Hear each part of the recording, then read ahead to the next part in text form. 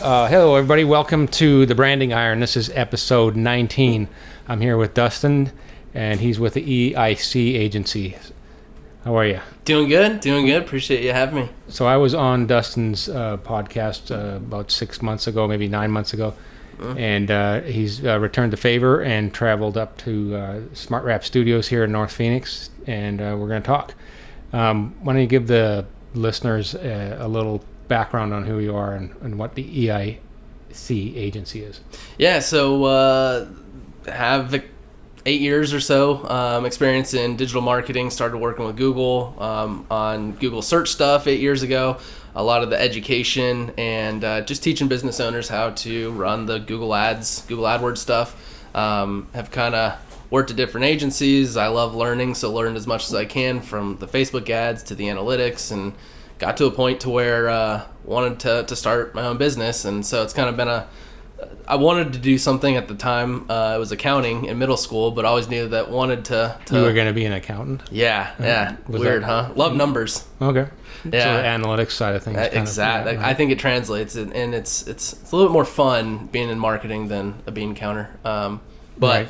Yeah. And so do you get to work on the content a little bit and see how that variable affects the numbers? Yeah, and so that's where the thing I love of what we started this is that's where a huge disconnect is in most marketing agencies, is using the analytics to then reverse engineer and help fuel the content strategy. And so Dre got him back here, but what we'll do is look at, hey, here's the A/B test that we want to run, creative 1, creative 2, and then we'll look to see what's driving leads and what's converting into sales.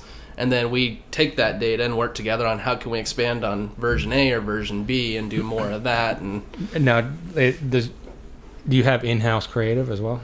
Yeah, so Dre, he does all he does video. We do have someone that helps with graphic design, everything creative. And so, there's essentially 4 pillars to our business, and that's the brand identity, and that's who you are and what your audiences are, and then content production. So when it comes to the content side, that's all through video production, podcast production. We help with websites, emails,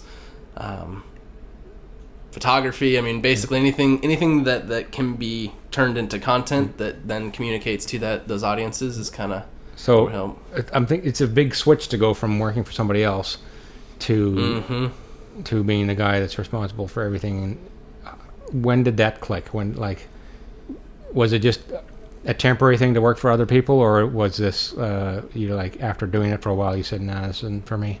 Yeah, so it's funny how that back in middle school knew I wanted to start my own business doing something, and so it was actually at an advertising agency, and I loved it, and I loved working there. I had no wanting to go out on my own, but kind of some breakup at the executive level, and after that happened, the person that had me under their wing left, and then lost a bunch of clients after that, and I actually got laid off. Okay. And then it was the second agency I was working for, and after that it was like, all right, well, I think I don't want to be laid off again. Here's one door that's closing, and then literally had a decision where I was like, I almost went back into the marketing or the agency side to go work for someone, but that's when I started listening to Gary Vee. A few months before this layoff happened, and it was just go, and it's like living with regret is worse than just going out and trying. And so that's where I got a job with ASU and helped on the digital marketing side for the Teachers College, and then this EIC thing was just a side hustle. And over the course of probably 8 months to a year, I'd say, kind of grew clients and got to a point. That's a pretty quick turnaround. It's in the day-to-day, it doesn't seem like it, but looking back, it is pretty quick. Like in 1 year? Yeah. So how long have you been doing it for now? So July 1 of 2018 was my first day that I was done. So about a year and a half now. Yeah. Okay. Yeah, and really the only reason why it took 8 months, I would say, to a year at ASU is I got engaged at the time, and so needed a steady, solid job to pay for the wedding. And then literally 2 days after, or maybe the day after I got back from the honeymoon, came back on a Sunday and then went to work Monday and gave my 2 weeks. And Right. they probably didn't enjoy that. Had a great honeymoon. See you guys later. I was like, hey, now we're married, don't have this big thing got to pay for, so let's jump off the All I cliff got and is go. this business that I got to pay for, which is no big deal. So Yeah. Into it for a year and a half. Is there anything you would have done differently right off the bat?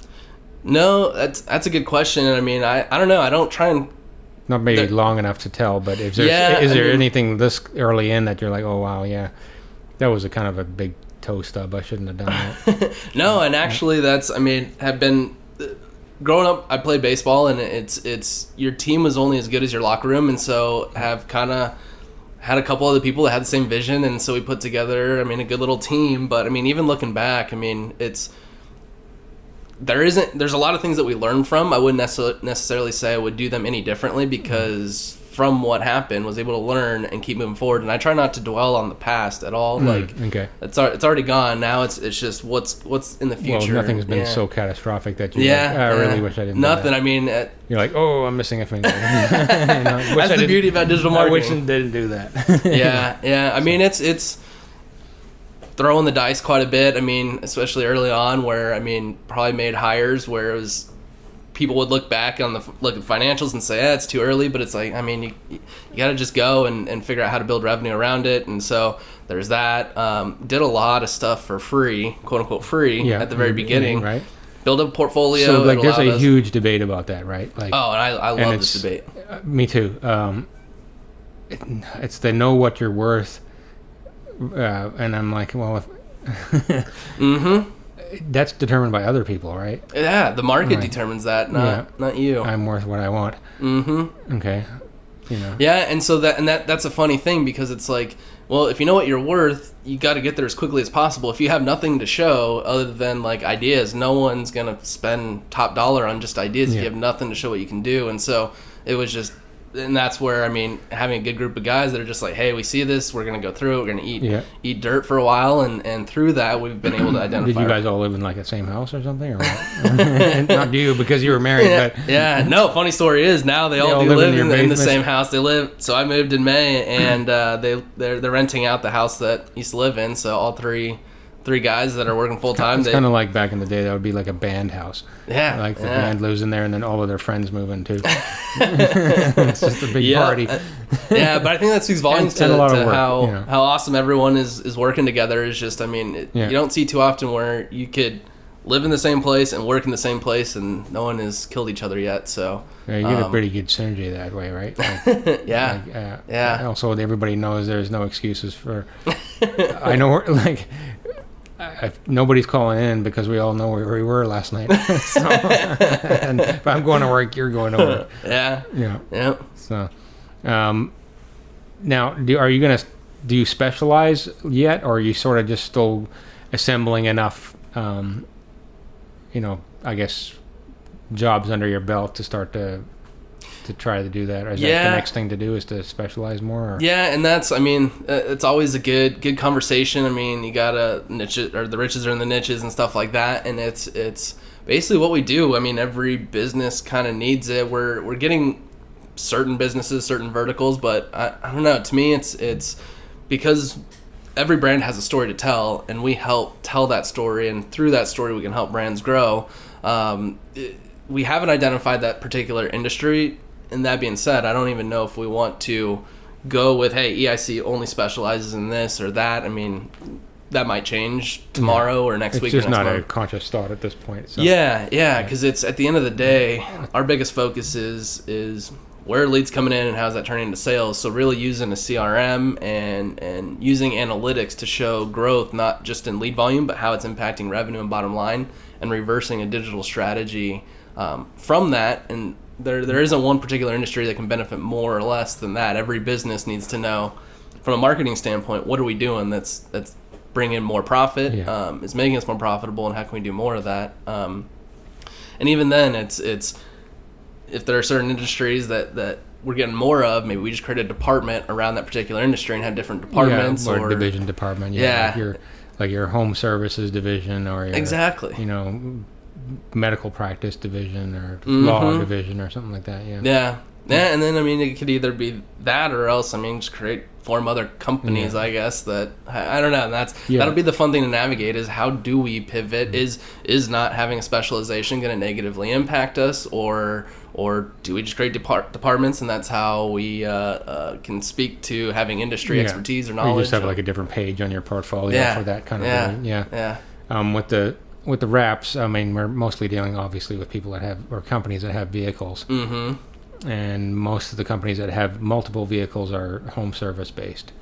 Mm-hmm. So your air conditioning, your plumbing, electrical, those kinds of things. Yeah. So we didn't intend to do that, but that's kind of where we ended up going. Is pretty deep in the home services. And I mean that makes sense, because like you said, it's that type of business. I mean, they're to grow and scale, they need more vans or more vehicles, because then you can touch more homes in an hour and all that. So for you, would it be more businesses that need to try and sell something, or is it more like, is awareness a goal as well? Or yes, I mean, that's part of what goes into the growth, and that's where what is the content that we're developing. And so it might be you have a new product or a new service, or you might be new to the industry, so we have to create more brand awareness or top of the funnel awareness, where it's more of a commercial introducing who you are as a brand, who your audience is. Not so much buy now, click now. Exactly. And so there is part of that goes in there, but I mean, for the most part, that's what everyone is doing, is buy from me, but no one ever really gives a reason to buy from you. And that's why we're so big on helping brands grow by telling a story digitally, is if we can tell the story of who you are and what impact you're trying to have on the world. What do you stand for, and how you relate to, I guess, the story, how does that relate to the person that could be a client? Exactly. And so that they understand you. It's the business is a person essentially, and people like to buy from friends, and so how can we build that relationship? How can I show our inner workings, or who we stand for, or what we're donating to, or whatever that may be? How can we show you more of us, so that we build a friendship or relationship? And then this is where we use the data to. They're engaging with our social posts, they're watching the videos, so that's where, hey, the relationship is developed. Now we kind of go further down the funnel, and once we built that relationship, then we go more further. A little bit of an ask right after that. Exactly. With what Gary always talks about, right? Yeah, you're putting in like a lot of jabs first. Mm-hmm. Yeah, a lot of jabs. Yeah. Now, I was going to ask I kind of forgot what I was going to ask actually, but it had to do with this, with the storytelling part of it. Mm-hmm. It was super easy for, I don't know if it's the same for you, super easy to relate to somebody what it needs to be, very difficult to actually do it. Mm-hmm. And that's where the secret sauce is, right? Yep. And that's where we're continually trying to figure it out. I mean, it goes back to, what is a story? How do you discover it? Because there's a lot of stories, right? Like, if you, depending on your setting, right? Like, you're at your grandparents' house, you tell them one story. You're at your buddy's house, it's a different story about what your weekend was about. You're hanging out with your wife, there's another story. Exactly. So the stories that a company could tell, we were trying to figure out which one is the one that's most relatable to the potential client. Yeah, no, I love that you said that, because literally that's how we kind of bring up the brand identity and figuring out your audience, because most businesses, it's not only teenagers or a dad that's going to buy. You have multiple people are going to buy, and typically how you talk to your grandma is going to be different than how you talk to your wife or your buddy. And same holds true with the content that you produce, and that's what's going to get people to sell, and that's how you build that relationship. Is it might be grandparents, it might be single moms, it might be families with kids under 5. All those people might buy these like personas. Yeah, exactly. Yeah, and then once you can identify what their pain points are, what it is that makes them tick, then it's, okay, how can we produce content that speaks to them, rather than just, let's make one commercial that speaks to everyone. And, it's not TV, so. Exactly.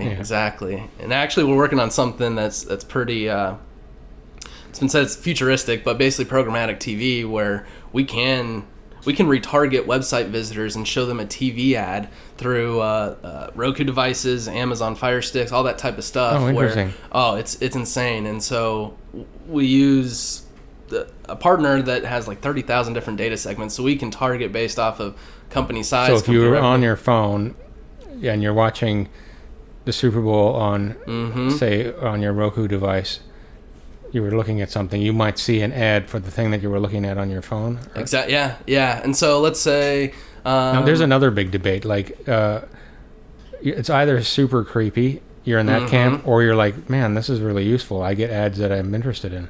Yeah, and that's as long as the targeting's right, because sometimes you see stuff that you're like, this is not for me. I don't know why this is there, but I never looked that up or whatever. But most of the stuff I see is stuff that I would like to buy if I could afford it. At the end of the day, that's like 99%. I'm like, wow, look at this. I mean, yeah, and at the end of the day, unless you want to pay for the pay for the internet, which most people aren't going to do, you're going to have ads. So it's like, if you're going to have ads and that's going to be part of your everyday life, why not have it be a little bit more targeted and things that align with you and what you're looking for, and it could be helpful. I got an ad for like a build your own wooden, it looked like it was made out of balsa wood, a thing called a HurdyGurdy machine. Really? Have you ever heard of that? Huh?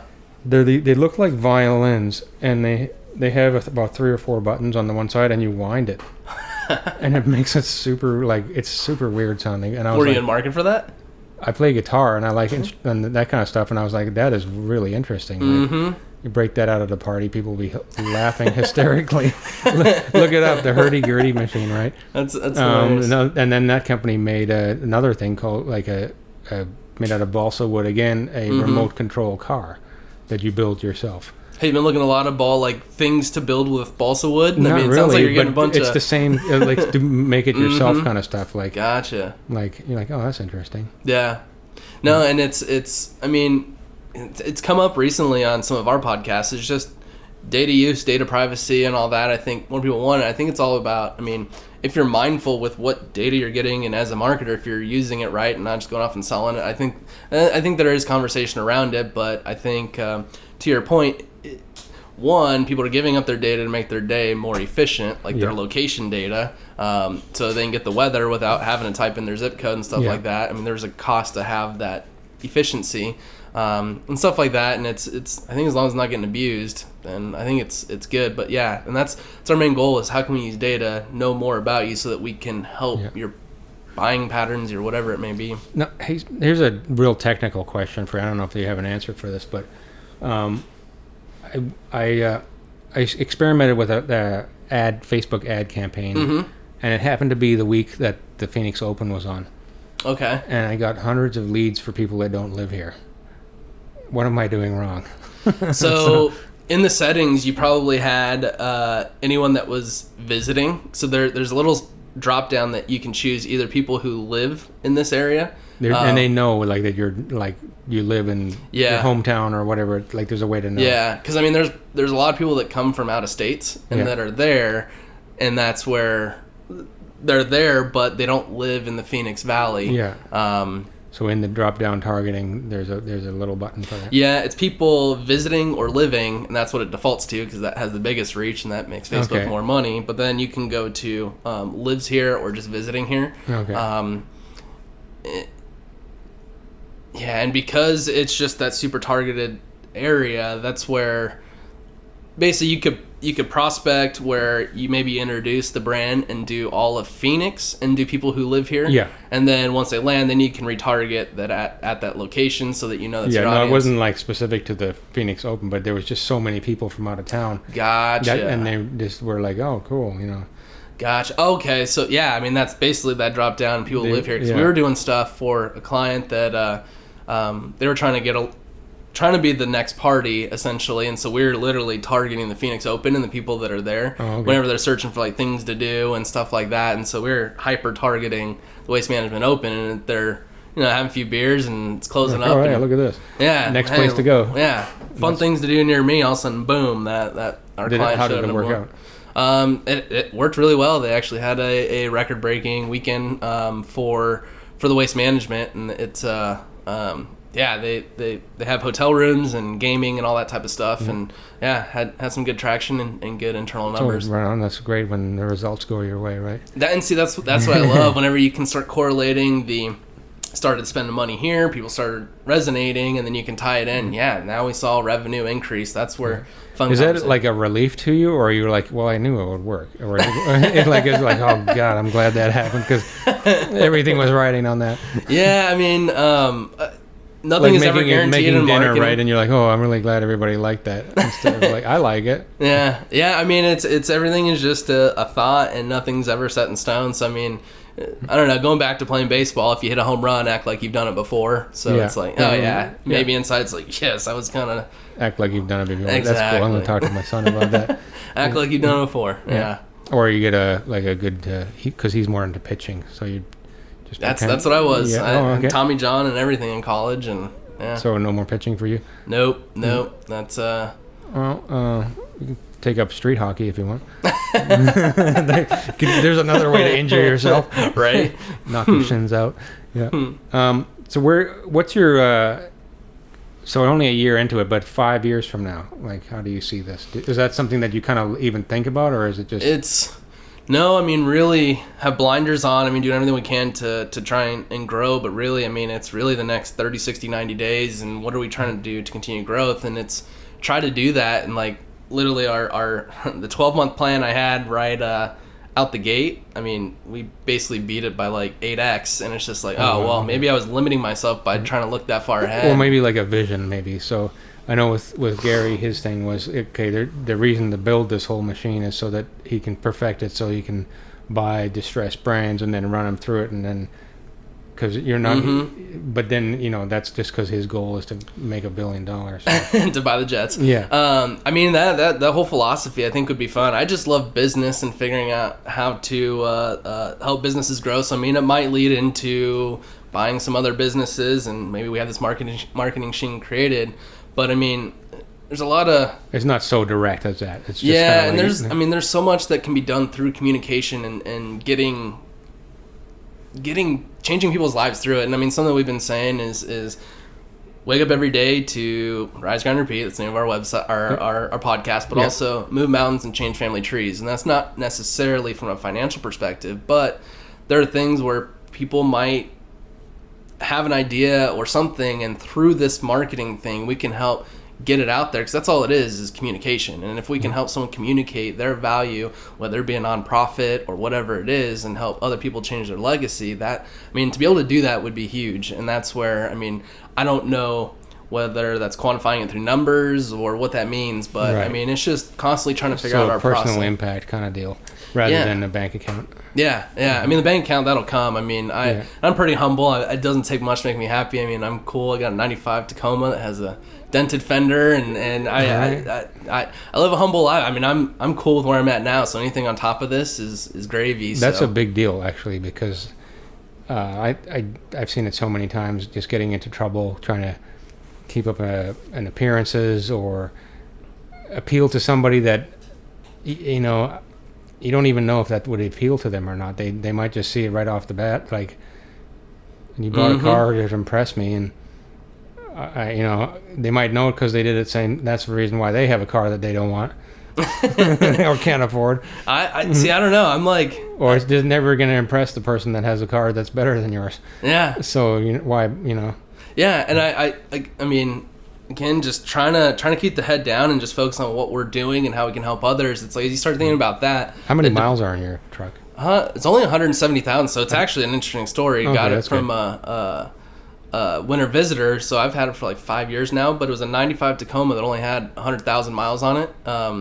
Original owners. That'll last quite a long time now. Yeah. I love it, and I don't know. I'm more into, let's see how long we can squeeze out of this, because then it can just keep reinvesting into more people working or you got better a car equipment. payment that just goes like, this sucks money right out of your. Yeah, I've never had a car payment, so and that's always going to stay that way. I don't want a car payment ever. All right. Just cycle it all back into your business. So perfect. Now, as far as do you ever come across clients that need things that you don't do, and how do you kind of, I don't know, if it's politely or, like, I guess refer them to something else, or steer them? It could even be just bad practice. Don't do that. Have you had any of those kinds of issues? So I mean, in terms of a service that we can't provide, I mean, just being in the marketing industry quite a while, I have a lot of different connections. Anytime it's a new thing, I'll be up front, and that's where a lot of free stuff has come in. It's like, hey, we haven't done it, but I have someone that can probably help, and it'll help us define our process, how long it takes, stuff like that, and offered it. But there's a lot of times where, hey, we should do a campaign around this, or why don't we do this? And that's where the education comes in. That's why I love the data. I've worked at agencies where they'll just be like, no, that's a bad idea, let's not do it. And people don't really like that, especially if they're the ones giving you the money.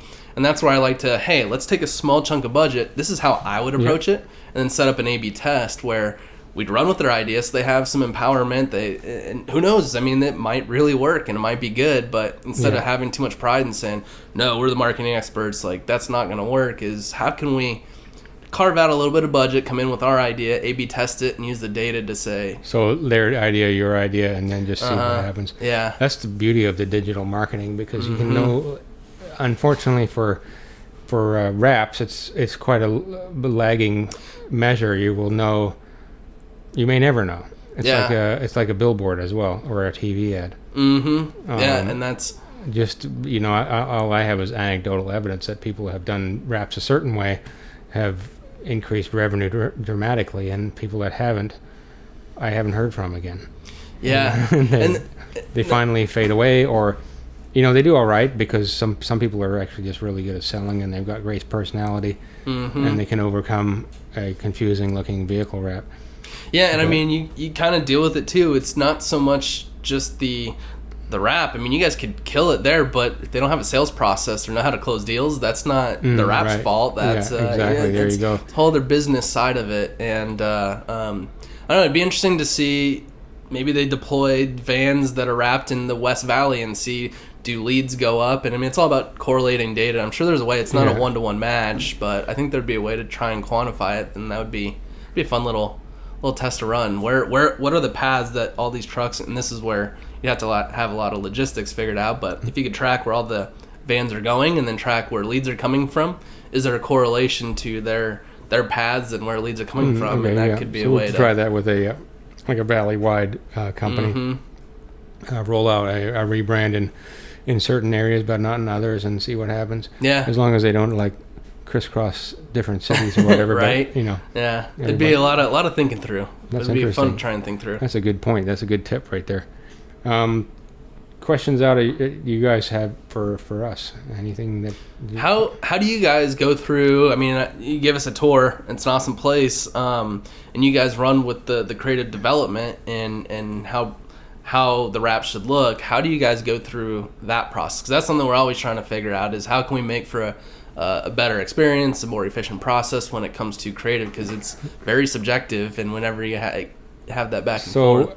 In general, I guess what I'm looking to do is figure out what the end line or the finish line looks like, and what is the purpose? Why are you doing this? Why do you think you need to do this?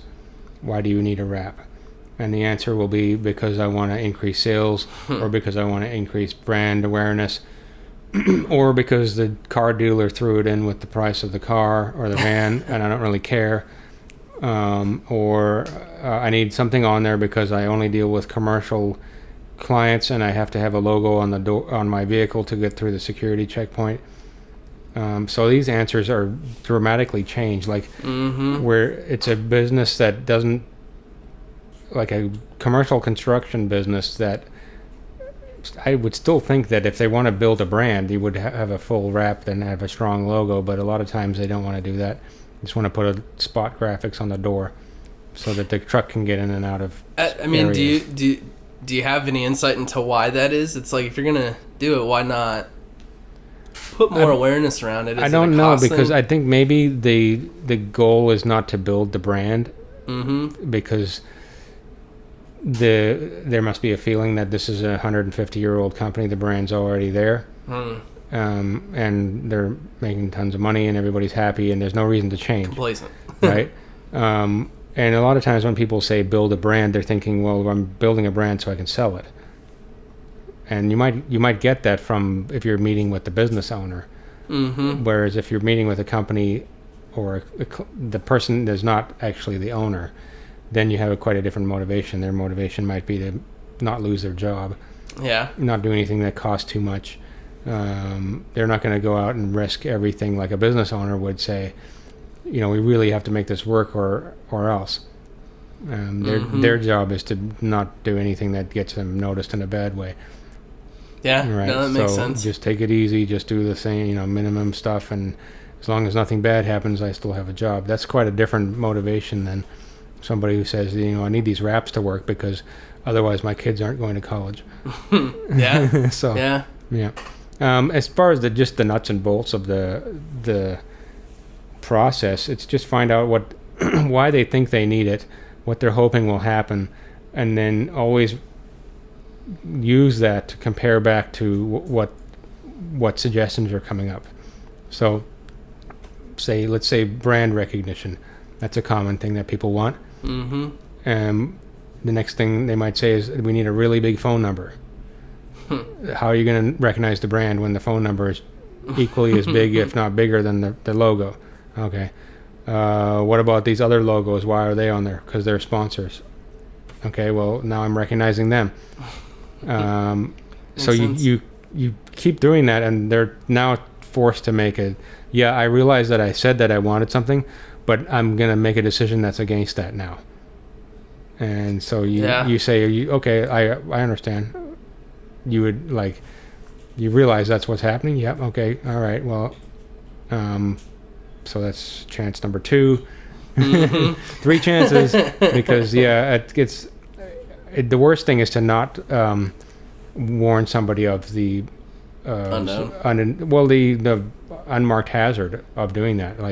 It's like hiking on a trail and you trip on something that they should have said, hey, there's a big potential for danger if you do this. They might not have known that, or they might have just thought that you were just it's okay, cool, might work. Be more, not forceful or rude or whatever, but give them what I like to say is I relay it back to somebody else who said the same thing, and they came back, and boy, they weren't happy with the results, and I felt really bad. I should have said something more, and so that's why I'm saying it to you. Gotcha. Yeah. And then I only said it once to the last guy, so now I'm going to say it to you twice, but I'm not going to say it 3 times. Yeah. So then they kind of a little bit more, okay, he must be saying this for a reason. I've done thousands and thousands of wraps. I can tell who quickly comes back. It's not all to do with the wrap. So they have other marketing going on. They're good with sales, but it's really hard to get people to it's really hard to grow a business if you got really crappy branding. Yeah. Really hard. They can give you their same thing with you. They give you the logo and their tagline and what they want to do, and you're like, this is not going to work. Nobody's going to look at this. I can't even understand what this logo is, and this is not something that's going to work. So then what do you do? Yeah, it's just having an open-ended conversation. Yeah. And sometimes what I'll do is I say that, this isn't going to work for a wrap, but for about the same amount of money, you could actually target people on Facebook all across North America, and you may well get enough people to buy your widget. But there's not enough people driving around on the road that need that particular widget. Yeah. You can't target them. Yeah. And that's what I love about targeting in the analytics, is if you can reverse engineer as much as possible, it's always, where are you spending your dollars, and is there a better way to spend it? And that's always a fun conversation to have, and why people are spending. So the result versus cost, right? What's the least? And a lot of people have said, vehicle wrap advertising is a great way to, you take the $3,000 wrap over 3 years, how many people would see it driving around? Literally, hundreds of thousands of people. Yeah. Again, you're not targeting though, so that's the only drawback. But if you're driving around in a white van, you're doing absolutely nothing, right? Yeah. So it's like not having a website. Yeah. I mean, at the end of the day, it's just that awareness piece. You need to be doing that, and Facebook and just everything. And it's not all at once, but keep building and building. And as I'm actually keep a big fan of radio, especially if you're, again, in the home services business, because that van, your fleet of vans is going to be driving around. It's a very good point. People will be driving somewhere. Sometimes they, won't be listening to terrestrial radio or whatever, but older people do. Yeah. And they own homes. Yeah. And they see your van, and then they maybe see your Facebook ad, and I mean that multiple points of sort of feathered repetition. Mm-hmm. And I mean, that's why you kind of need to be everywhere, and that's being methodical. What is the cost to get that attention and stuff like that? Because in today's world, you need to be seen typically 14 times at least before someone goes, all right, I want to work with that brand or that company or move forward. That's a lot of times. And if you don't have like the millions of dollars for the radio, then you've got your digital strategy, which is largely free and has to be pretty good. Yeah. And your vehicles. And if you don't have vehicles, then you've got much more money to spend on your digital. Exactly. Have you guys done radio ads before? Never. No. Never? No. Yeah. Like you said, the amount of repetition needed, you've really got to spend quite a lot of money to do that. So we're not a big company. See, and that's where going back to the TV stuff, that partner that we use, we can do basically programmatic radio as well. So like Spotify, Pandora, all that type of stuff, where you can set how often you want to reach someone. So even if you have a smaller budget, you can say, I want to reach people 8 times every single day or something like that. And so you can set the frequency so you can kind of make your dollar stretch a little bit further. And I love how digital's kind of stepping into some of these traditional platforms. And buying up the extra. I think, wasn't Google trying to do that at one point? They were trying to buy up. Trying to do everything. But I don't think it went anywhere. Yeah. Another one of those ideas, I guess. So, yeah, they have many. They have a whole department just for ideas. Yeah, the idea department. Yeah. They were trying to buy up excess radio spots and then sell it. That's interesting. It takes a lot of time to buy TV and radio ads. Like I haven't done too much, but one of the agencies I worked at did a lot of traditional, and it's like the communication back and forth. It's just like the time it takes to actually execute on that buy. Why is that? Isn't there just a price and you say, okay, I'll buy it? Or do you haggle with them? Well, then there's like, all right, here's the audience we want to reach. And then, all right, well, they're typically watching these shows or listening during these times. And these are the costs. Like, that might be too much. Where else can we serve these ads? Okay, and so then, it's a lot of, I mean, it is strategic in trying to figure out when to serve the ads. But that just back and forth where I can literally hop into our platform and say, I want to reach CMOs and marketing directors and only serve to them. And like, within 30 minutes, I can have the creative running and everything going and reaching those people. And it only reaches them when they're listening. And so instead of the back and forth, and it's just a more efficient way to buy media and serve it to the right audience. And when it becomes efficient, maybe the cost comes down just a little bit. So yep. There we go. Everybody wins except for the people selling that, which is all right? It's been pretty expensive for a long time. I mean, I did a cost analysis of like what it costs to reach 1,000 people with TV ads compared to this programmatic TV way, where to reach the audience, your target audience, you need to serve it X amount of impressions. But basically, it was like $600 to serve 1,000 impressions or reach 1,000 people on traditional. Literally on programmatic TV, you're looking at $40 or $50. Yeah, and how do you know they're watching? Because every time a commercial comes on, I know what I do. I start doing something else. Exactly. I don't watch commercials unless it's the Super Bowl.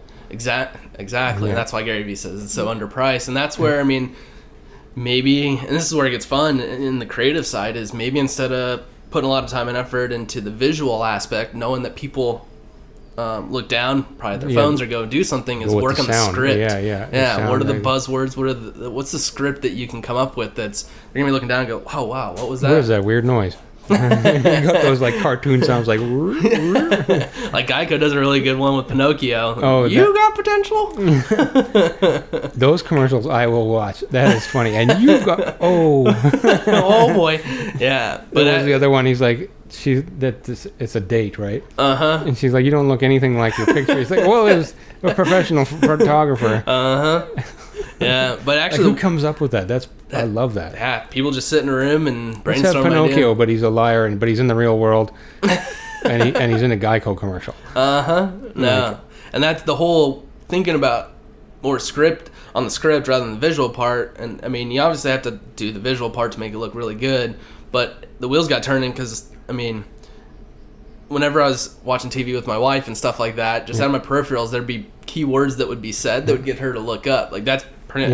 Anytime it goes to commercial, boom, Candy crushing it up and crushing candy, and all of a sudden there was like a hair commercial. Anytime the word hair was said, she looked up Yeah. and it got the attention, and any beauty product or anything like that. And so, Well, the one that also got my attention was he's like on the back of a garbage truck, with a bunch of woodchucks. Did you see that one? And that goes back like way back, because there used to be like a bunch of woodchucks chucking wood into a lake, and this guy comes out on like a bridge, and he's like, "Hey, you woodchucks, quit chucking my wood!" And anyways, they're back, and he's like, "Throw something," because the cops are after him. Throw something at him, and the woodchuck grabs his wooden leg and throws it at them. So that's what's so fun. Now you got this like weird action, like it's got nothing to do with insurance. You're just like, wow, what happens in this scene here? They're in a tunnel being chased by the cops. Yeah. And that's a whole nother interesting conversation, is talking about these commercials that are super funny, and we're working on some commercials for us, but someone that is helping out, he brought up a good point. It's like, you can make these funny commercials, but if you don't get the point across of who you are and what you're doing, then you kind of lose the whole Because that happens a lot in the Super Bowl, right? You're like, that was a hilarious... Who was it? Yeah. Yeah. Did you see the commercial about that? And they never mentioned the name. Yeah. Right? Yeah. And that happens in raps a lot, too. Yeah. Like, people go, man, they come into the front office, and they're pretty excited about maybe getting a wrap for their business, because they just saw one. And they're like, yeah, and I saw this wrap, and it had, like, this thing that went over here, and it had, like, all this cool stuff. And I'm like, so what was the name of the company? And they're like, and next thing I say, so you want a wrap that nobody can remember the name of as well? So exactly. It's part of that process, and you're like, no, I don't want that. Okay, cool, because getting noticed I don't think it's the right thing. It's got to be remembered. Yeah, I mean, it's two aspects. Obviously, you want to get noticed because you'll never get remembered otherwise, but if that's where you stop, that's the end of it, right? It's finding that balance. Is what can you do to grab attention, and then once you have the attention, how can you, what can you do to then get remembered and connect with that consumer? And it's a little bit of both. Yeah. For me, it's just pure. It has to be pure emotion. I don't know how else to do it. Like, if it's logic, that's going to get forgotten right away. We all like to think we're logical, but no. Like, it's hard to find one logical decision. Maybe it's just me, but if you look around at everything that people own, there's not a lot of logical reasons why we should have that. Well, I mean, common sense isn't so common. There's a logical reason why you have your truck. That's a really logical decision. You don't have a brand new truck, because that would be illogical. That would be based pure on emotion, right? I need a new truck because it's going to feel awesome, and I'm going to look cool, and I can drive up a mountain. I can sleep in the back because I won't have a house. Exactly. But all the different things. That's stuff that when I'm walking around, I'm like, oh, that person has that thing and that thing and that thing. Why did they purchase that? Yeah. Because it doesn't look like it's any use at all, other than it's personal. It's just too many people buy just things, and it's things to make them look better than someone else or whatever it is, and it's just like, well, if that's your thing, do the work and be better. Go right ahead. Like, because obviously I buy things like guitars, which might seem like a waste of money to somebody else, or I go to lots of live shows. Yeah. That could be a waste of money to somebody who collects other things, right? But it wasn't so much you could be doing this or that. I was just looking at it going, okay, I know that's an emotional collection. That's an emotional collection. Where is the logical thing? Yeah. Eyeglasses. Yeah, but why those particular eyeglasses, right? Like, you could have just had, like, some... spectacles, or, like, you could have made them yourself. They're all, like, sort of fashioned together with something like that, or homemade clothes. I don't know. Yeah. I think the psychology of everything is always so interesting. Like, why? And I mean, that's what trying to reverse engineer. Why would someone buy this? Are they trying? If it's a luxury item, and we have a client that's selling something luxury, why would someone buy that as opposed to something? And it might be because they want to look better than someone. It might be. It's just figuring out that the psychological part of it, and what's that like base emotion. Like, you get down from the top. Like, I like to think of it at the top as like, okay, let's say it's the funnel for a new Ford Super Duty. Right, the top of the funnel would be like, oh, it's got a 6.7 liter twin turbo engine, right, and it gets 700 horsepower, and it's got the 6-foot bed. It can fit 5 people. This is the gas mile. Okay. But what happens is the base emotion is I want a new truck. Mm-hmm. And it flips over, and then you go, I need a new truck because it's got all of these logical things. Yeah. But you started out the wrong way around, or the right way around, which is the root emotion of it. Mm-hmm. I love figuring that out. Yeah. It's just one big puzzle piece, and it's the Christmas time kind of psychology, right? Like, what's in the box? I want that. Like when you're 5 years old, 7 years old, like that feeling that it's not like, oh, this is going to be a great toy to play with in the future. It's like, because whenever you're trying to figure it out and things aren't going the way you want it to, it's not as fun. But that makes once you cross that finish line and see that return and all that, that's when it's fun and all worth it. Like if it all came easy, it wouldn't be as fun, at least in my opinion. And part of that is figuring it out, and I don't know, just enjoying the process of trying to figure it out. And once you crack that nut, it's like in maybe another sports analogy. It's all that practicing. Mm-hmm. If you won every game, it wouldn't be the same as if you struggled, practiced, fought through the whole game. Exactly. Like, and won one, lost one, and you just kept going at it and got a little bit better every day. Mm-hmm. No, I like that. Like I said, play baseball, and that's where practice, and then come game day, that's when you can show off what you can do. And and also exactly like sports is like you could fail. Mm-hmm. Like the market is just like sports. You don't get a redo, or you don't get a participation. You lost. Yeah. You pick yourself up. Yep. Try again. Yeah, there's basically 2 routes. You can either go back to the dugout crying, or you can go, hey, I can't wait to go to practice just walk tomorrow. Right off the field and just go straight home and not play the rest of the game. Yeah, exactly. Or you can go, all right, well, I can for practice tomorrow and work on that thing that I got defeated on, and craft my skill, and next game day see if I can be the better person. And it's always fun.